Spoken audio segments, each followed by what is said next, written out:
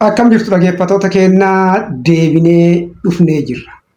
Kan irratti reaakshinii dalagu viidiyoo Profeesar Isqeel Gabbisaati.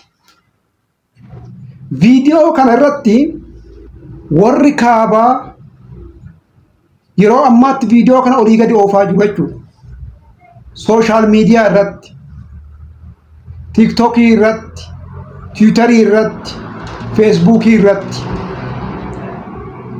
Isqeel Gabbisaa sirrii jedhee ajjechaa kana kan raawwate faannoo miti Profeesar Isqeel Gabbisaatii jedhaniiti yeroo ammaa viidiyoo kana faffacaasaa jiran.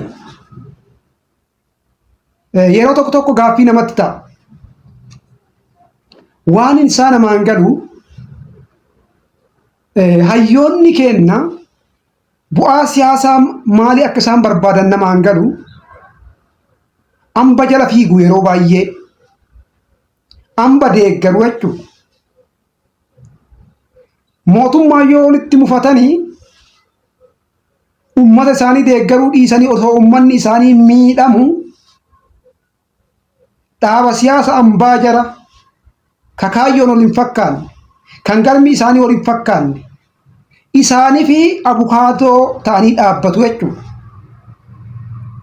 Mee amma maaltu ilmi namaa namii maaltu faannoodhaaf abukaatoo ta'a? Namii maaltu gocha ifaan ifatte jechuudha. Isaanuu amananii warrummaan duraan isaan deeggaru jechuudha. Warrummaan duraan warra kana deeggaruuyyuu fandillee duubarraa jechuudha. Yaadalleen warrummaan duraan waan kana deeggaruuyyuu gocha kana kan raawwate faannoodhaa battala jedhanitti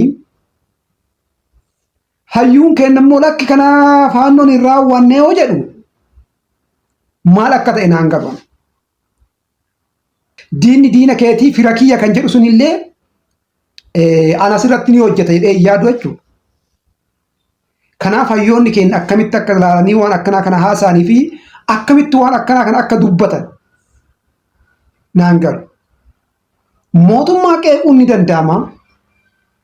Garuu immoo dhugaa uummataa gara biraatti dabsitee mootummaa qeequuf jecha bu'aa siyaasaa wayii achi keessaa argachuuf jecha waan hin taane jechuun itti gaafatamummaa seenaa jalaa nama baasu jechuudha. Seerallee yoo itti gaafatamummaan dhabame itti gaafatamummaa seeraa jalaa nama baasu. Mee haa dhageeffannu.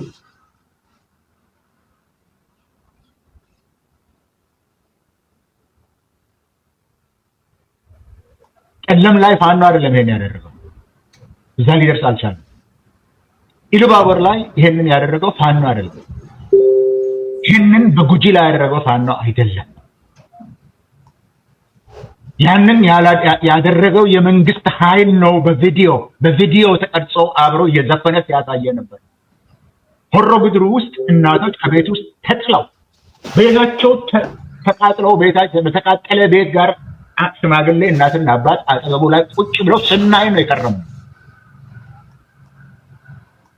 አዲስ የሚሆነው እናትየው ስለተናገሩ መሆን የለበትም። አማርኛን ለሚሰሙ ኦሮሞዎችም ጭምር እንደ አዲስ ማውራት የለብንም። ይሄንን 6 ዓመት ስንኖረው የነበረው ነገር ነው። 6 ዓመት ስንኖረው የነበረው ነው። እዚህ ላይ ደግሞ በማያሻማ ሁኔታ ኬንያ ነው ያደረገው ጉጂ ላይ ካላልክ በስተቀር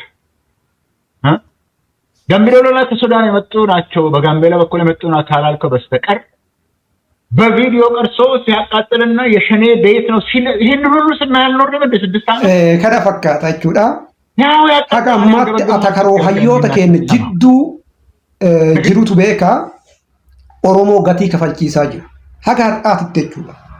Wal falmii ana malee karaa kiyyaan malee yoo anaan deemte malee siyaasni tun hin taatu ana qofatu beeka karaa kiyyaan haa deemtu yoo kana hin taane ani waan beekuuf ebaluun deeggareetiniin ebaluun kuffisa yoo isin waan an jedhen sarmine ani ebaluun deeggara. Dantaa Oromoo dhiisanii dantaa dhuunfaa isaanii iigoo ofii jechuudha. Iigoo ofii dantaa Oromoo dhiisanii iigoo ofii jala deemu. Iigoo kee jala deemuun immoo hayyummaa sin taasisu jechuudha. Ani akka nama dhuunfaa tokkotti kabaja guddaan qaba. Nan kabajalle nama beeku tokko hayyuu kamuyyuu nan kabaja.